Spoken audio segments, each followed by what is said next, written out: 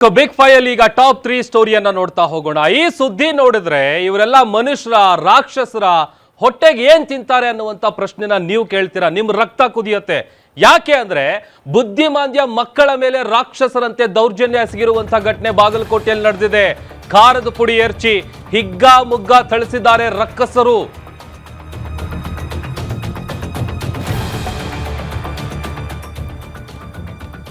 ಬಾಗಲಕೋಟೆಯ ದಿವ್ಯಜ್ಯೋತಿ ಬುದ್ಧಿಮಾಂದ್ಯ ವಿಶೇಷ ಮಕ್ಕಳ ಶಾಲೆಯಲ್ಲಿ ಈ ಘಟನೆ ನಡೆದಿದೆ. ಖಾರದ ಪುಡಿ ಎರಚಿ ಹಿಗ್ಗಾಮುಗ್ಗ ಥಳಿಸಿದ್ದಾರೆ ರಾಕ್ಷಸರು.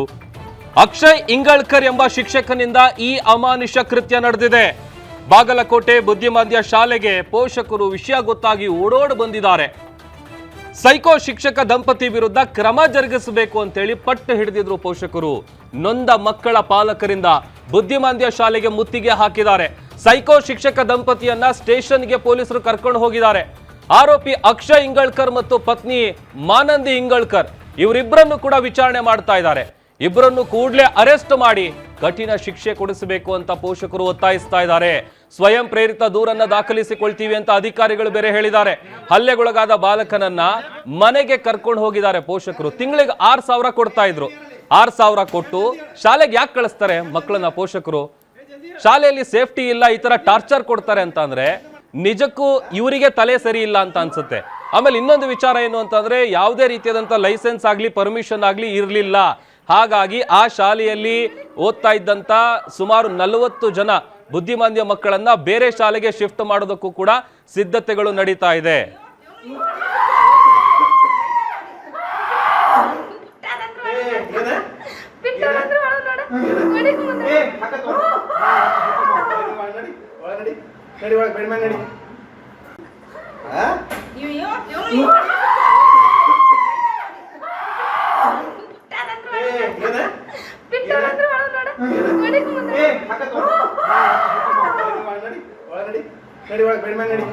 ಮೃಗಗೌಡ್ರಿ ಸರ್ ರೀ, ನಾವ್ ಯಾವಾಗ ಬರ್ತೀವಲ್ರಿ ಅವಾಗ ಸ್ವಲ್ಪ ಅವ್ರಿಗೆ ರೆಡಿ ಮಾಡ್ಕೊಂಡು ಕರ್ಕೊಂಡ್ ಬರುದ್ರಿ. ಒಳಗೆ ಏನ್ ಟಾರ್ಚರ್ ಆಗತೈತಿ ನಮಗ್ ಗೊತ್ತಿರ್ಲಿಲ್ರಿ ಸರ್. ಅದು ಇದು ನಮಗ್ ವಿಡಿಯೋ ಸಿಕ್ಕಾಗ ಗೊತ್ತ್ರಿ ಸರ್. ಅವ್ರು ಹಿಂಗ್ ಮಾಡಾಕ್ತಾರ ಅಂತ ಹೇಳಿರಿ. ನಮಗ್ ಸಂಭಾಷಣಕ್ ಆಗಂಗಿಲ್ಲ ಇಲ್ಲಿ ಬಿಟ್ಟಿರಿ ಸರ್. ದಿವ್ಯ ಜ್ಯೋತಿ ಸ್ಕೂಲ್ ನಾವು ಎಲ್ಲ ಈ ತರ ಸಂಸ್ಥೆ ನಡೆಸ್ತೀವಿ ಅಂತ ಹೇಳಂತ್ಲಿ ಇಲ್ಲಿಕ್ರೆ ನಾವ್ ಬಿಡ್ತಿದಿಲ್ರಿ ನಮ್ಮ ಮಕ್ಳಿಗ್ರಿ ಸರ್. ಇಲ್ಲಿ ಚಂದಾಗಿ ನೋಡ್ಕೋತಾರ ಅಂತ ಹೇಳಿ ಬಿಟ್ಟಿದೀವ್ರಿ ಸರ್. ಮತ್ತೆ ಇವ್ರು ಈ ಪರಿ ಒಳಗ್ ಟಾರ್ಚರ್ ಕೊಟ್ಟು ಒಂದ್ ರೂಮ್ ನಾಗ ಹೋಗಿದ್ದು. ಆಮೇಲೆ ಸಂಡಾಸ್ ಅರ್ಬಿ ತೋರ್ಸುದ್ರಿ ನಮ್ಮ ಮಗನ ಕೈ ಆಗ್ರಿ. ಅಂದ್ರೆ ಸ್ವಲ್ಪ ಕೈಕಾಲ ಪೇರೆಂಟ್ಸ್ ಅನ್ನತಾರ ಅಂದ್ರ ನಾವ್ ಹೊಡೆದಿವಿ ಅಂದ್ರೆ ಕೆಲವೊಂದು ಅವ್ರು ಹುಡುಗ ಹೈಪರ್ ಆಗಿದ ಅದ್ರ ಸಲ ನಾವ್ ಹೊಡೆದಿವಿ ಅವಾಗ. ಇನ್ನೊಂದವ್ರ ವಿಷಯ ಏನಂತಾರೆ, ನಮ್ಮ ಮಕ್ಕಳಿಗೆ ಟಾಯ್ಲೆಟ್ ತೊಳೆಯಕ್ ಹಾಕ್ತಾರ, ಬಾತ್ರೂಮ್ ತೊಳೆಯಕ್ ಹಾಕ್ತಾರ. ಇನ್ನೊಂದು ವಿಷಯ ಸ್ಕೂಲಿಂದ ವಿಷಯ ಅಂದ್ರೆ ಸ್ಕೂಲಿಂದ ಅದು ಭಾಗದ ಅದಕ್ಕೆ ಟ್ರೈನಿಂಗ್ ಅವ್ರದ್ದು ಇರುತ್ತದ. ಟ್ರೈನಿಂಗ್ ಅವ್ರನ್ನ ಅವ್ರಿಗೆ ಕೊಡ್ಬೇಕಲ್ಲ. ಅವ್ರಿಗೆ ಟಾಯ್ಲೆಟ್ ತೊಳೆಯಕ್ ಹೇಳ್ಬೇಕು, ಕಸ ಹುಡುಗಕ್ ಹೇಳ್ಬೇಕು, ಬೆಡ್ ಮಾಡಕ್ ಹೇಳ್ಬೇಕು. ಅದು ಎಲ್ಲ ಅವ್ರಿಗೆ ಎಲ್ಲ ತರ ಹೇಳ್ಬೇಕು ಅವ್ರಿಗೆ ಟ್ರೈನಿಂಗ್. ನಾವು ಅದ್ರ ಒಂದು ಟ್ರೈನಿಂಗ್ ಹಚ್ಚಿವಿ ಅಷ್ಟೇ. ಈ ಬಗ್ಗೆ ಮತ್ತಷ್ಟು ಡೀಟೇಲ್ಸ್ ಕೊಡ್ತಾರೆ ನಮ್ಮ ಪ್ರತಿನಿಧಿ ಅಶೋಕ್. ಲೈವ್ ಜಾಯ್ನ್ ಆಗ್ತಾ ಇದ್ದಾರೆ. ಅಶೋಕ್, ಆ ಶಿಕ್ಷಕನಿಗೆ ಮೋಸ್ಟ್ಲಿ ತಲೆ ಸರಿ ಇಲ್ಲ ಅಂತ ಕಾಣಿಸುತ್ತೆ. ಮೊದಲು ಆತನನ್ನ ಮೆಂಟಲ್ ಹಾಸ್ಪಿಟ್ಲಿಗೆ ಸೇರಿಸಬೇಕು. ಯಾಕಂತಂದ್ರೆ ಆತ ಹೊಡೆದಿದ್ದೀನಿ ಅನ್ನುವಂಥ ಒಂದು ಸ್ವಲ್ಪ ಆದ್ರೂ ಪಾಪ ಪ್ರಜ್ಞೆ ಆಗ್ಲಿ ಅಥವಾ ಅದೊಂದು ಏನು ಕಾಣಿಸ್ತಾ ಇಲ್ವಲ್ಲ, ಏನ್ ಕ್ರಮ ಕೈಗೊಂಡಿದ್ದಾರೆ ಅಶೋಕ್? ನಿಜಕ್ಕೂ ಇದು ಬಾಗಲಕೋಟೆ ಏನು ನವನಗರದಲ್ಲಿರುವಂತಹ 54 ಸೆಕ್ಟರ್ನಲ್ಲಿ ಏನು ದಿವ್ಯಜ್ಯೋತಿ ಬುದ್ಧಿಮಾಂದ್ಯ ಮಕ್ಕಳ ಶಾಲೆ ಏನಿದೆ, ಆ ಶಾಲೆಯಲ್ಲಿರುವಂತಹ ಈ ಮುಖ್ಯಸ್ಥ ಏನಿದ್ದಾನೆ ಇವನು ಅಕ್ಷಯ್ ಇಂದೋಲ್ಕರ್ ಅಂತ. ಆತನ ಪತ್ನಿ ಅಲ್ಲಿ ಶಿಕ್ಷಕಿಯಾಗಿ ಕೆಲಸ ಮಾಡ್ತಾಳೆ. ಆಕಿ ಮಾನಂದ ಇಂದೋಲ್ಕರ್ ಅಂತ. ಇವರಿಬ್ರು ಕೂಡ ಅಲ್ಲಿ ಕಳೆದ 7 ವರ್ಷದಿಂದ ಆ ಒಂದು ಬಾಡಿಗೆ ಮನೆಯಲ್ಲಿ ಒಂದು ಸುಮಾರು 40 ಏನು ವಿದ್ಯಾರ್ಥಿಗಳಿದ್ದಾರೆ, ಅಲ್ಲಿ ಬುದ್ಧಿಮಾಂದ್ಯ ಮಕ್ಕಳಿದ್ದಾರೆ.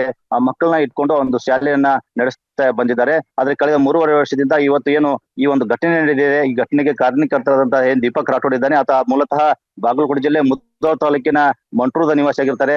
ಆತನ ತಂದೆ ತಾಯಿ ಕೂಡ ಬೆಳಗಾವಿನಲ್ಲಿ ಕೆಲಸಕ್ಕೆ ಖಾಸಗಿ ಕಂಪನಿಯಲ್ಲಿ ಕೆಲಸ ಮಾಡ್ತಿರ್ತಾರೆ. ಆ ಹಿನ್ನೆಲೆಯಲ್ಲಿ ಆ ಮಗುವನ್ನ ತಂದು ಇಲ್ಲಿ 3.5 ವರ್ಷದಿಂದ ಈ ಒಂದು ಬುದ್ಧಿಮಾಂದ್ಯ ಮಕ್ಕಳಲ್ಲಿ ಏನು ಶಾಲೆ ಇದೆ ದಿವ್ಯ ಜ್ಯೋತಿ, ಆ ಶಾಲೆಗೆ ಸೇರಿಸ್ತಾರೆ. ಪ್ರತಿ ತಿಂಗಳು ಕೂಡ 6,000 ಹಣವನ್ನ ಸಂದಾಯ ಮಾಡ್ತಾ ಬಂದಿರ್ತಾರೆ.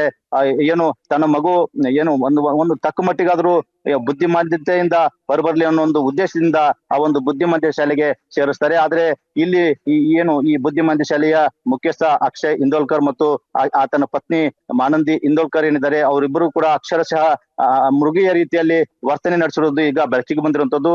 ಏನು ಆ ಒಂದು ಶಾಲೆಯಲ್ಲಿ ಏನು ಹಿಂದೆ ಕೆಲಸ ಮಾಡ್ತಿದ್ದಂತಹ ಕಾರ್ಮಿಕರಿದ್ದಾರೆ, ಅವರ ಮೊಬೈಲ್ ನಲ್ಲಿ ಚಿತ್ರೀಕರಣ ಆಗಿದೆ ಅಂತ ಈಗ ಮಾಹಿತಿ ಲಭ್ಯ ಆಗ್ತಿರುವಂತದ್ದು. ಅವರು ಈಗ ಕೆಲಸದಿಂದ ಹೊರಗಡೆ ಬಂದಿದ್ದಾರೆ. ಆದ್ರೆ ಇದು ಏನೇ ಇರ್ಲಿ ಅವರಿಂದಾಗಿ ಈ ಘಟನೆ ಬೆಳಕಿಗೆ ಬಂದಿರುವಂತದ್ದು. ಆದ್ರೆ ಇವರು ಅಕ್ಷಯ್ ಮತ್ತು ಮಾನಂದಿ ಇಬ್ಬರು ಕೂಡ ಮುಗಿಯ ವರ್ತನೆ ತೋರಿದ್ದನ್ನ ಈಗ ಈ ಸಾರ್ವಜನಿಕ ವಲಯದಲ್ಲಿ ಸಾಕಷ್ಟು ಚರ್ಚೆಗೆ ಗ್ರಾಸವಾಗುವಂತದ್ದು. ಎಲ್ಲರೂ ಕೂಡ ಅವರಿಗೆ ಹಿಡಿಶಾಪ್ ಆಗ್ತಿರುವಂತದ್ದು. ಅಕ್ಕಪಕ್ಕದಲ್ಲಿ ಜನ ಏನಿದ್ದಾರೆ ಅವರು ಕೂಡ ಅವ್ರನ್ನ ಇಲ್ಲಿಂದ ಹೊರಗೆ ಹಾಕ್ಬೇಕು ಅನ್ನೋ ಒಂದು ಮಾತುಗಳು ಕೇಳಿ ಬರ್ತದೆ. ಯಾಕಂದ್ರೆ ಅವರು ಮೂಲತಃ ಮಹಾರಾಷ್ಟ್ರ ರಾಜ್ಯದವರು. ಅಲ್ಲಿಂದ ಇಲ್ಲಿ 7 ವರ್ಷದಿಂದ ಇಲ್ಲಿ ಶಾಲೆ ನಡೆಸ್ತಾ ಬಂದಿದ್ರು. ಆದ್ರೆ ಘಟನೆ ಹಿನ್ನೆಲೆಯಲ್ಲಿ ಏನು ಅಲ್ಲಿ ಈ ಖಾರದ ಪುಡಿ ಎರಚಿ ಮತ್ತೆ ಬೆಲ್ಟ್ ಮತ್ತೆ ಪ್ಲಾಸ್ಟಿಕ್ ಪೈಪ್ ನಿಂದ ಹಲ್ಲೆ ಮಾಡುವಂತಹ ಏನು ಕೃತ್ಯ ಏನಿದೆ ಇದು ಅಕ್ಷರಶಃ ರಾಕ್ಷಸ ರೂಪದ್ದು. ಯಾಕಂದ್ರೆ ಆತ ಬುದ್ಧಿಮಾಂದ್ಯ ಅಂತ ಗೊತ್ತಿದ್ದು ಕೂಡ ಈ ಒಂದು ಘಟನೆನೆ ಏನು ಹಲ್ಲೆ ಮಾಡಕ್ ಮುಂದಾಗ್ತಾರೆ. ಇದು ನಿಜಕ್ಕೂ ಸರಿಯಲ್ಲ. ಯಾಕಂದ್ರೆ ಈ ಘಟನೆ ತಿಳಿತಿದ್ದಂತೆ ಆ ಪೋಷಕರು ಏನು ಆ ವಸತಿ ಶಾಲೆಗೆ ಬರ್ತಾರೆ, ತಮ್ಮ ಮಕ್ಕಳನ್ನ ಕರೆದುಕೊಂಡು ಹೋಗಕ್ಕೆ ಸಾರಿಗೆ ಸಾಲಿನಲ್ಲಿ ನಿಂತು ಬೇರೆ ಬೇರೆ ಪೋಷಕರು ಕೂಡ ಈ ಘಟನೆ ತಿಳಿದಂತೆ ಬಂದಿರುವಂತದ್ದು. ಇದೀಗ ಏನು ಮಾನಂದಿ ಇದ್ದಾರೆ ಮತ್ತು ಅಕ್ಷಯ್ ಇದ್ದಾರೆ, ಇಬ್ಬರನ್ನು ಕೂಡ ನವನಗರ ಪೊಲೀಸರು ವಶಕ್ಕೆ ಏನು ಠಾಣೆಗೆ ಕರೆದುಕೊಂಡು ವಿಚಾರಣೆ ನಡೆಸಿದ್ದಾರೆ. ಅಲ್ಲದೆ ಪೋಷಕರು ಕೂಡ ಆ ಶಾಲೆಯನ್ನ ಬಂದ್ ಮಾಡಬೇಕು, ಅವರಿಬ್ಬರು ಕೂಡ ಏನು ಕಠಿಣ ಶಿಕ್ಷೆ ವಿಧಿಸಬೇಕು ಅಂತ ಹೇಳ್ತಿದ್ದಾರೆ. ಇದಲ್ಲದೆ ವಿಕಲಚೇತನ ಇಲಾಖೆಯಡಿ ಈ ಒಂದು ಇದು ಬರ್ತಾ ಇದೆ, ವಸತಿ ಶಾಲೆ ಬರುತ್ತೆ. ಅವರು ಕೂಡ ಸೋಮೋಟೋ ಕೇಸ್ ದಾಖಲಿಸಿ ಇವರ ಮೇಲೆ ಕಠಿಣ ಕ್ರಮ ಕೈಗೊಳ್ಳಕ್ಕೆ ಮುಂದಾಗಿರುವಂತದ್ದು. Prabhu. Okay, thank you Ashok.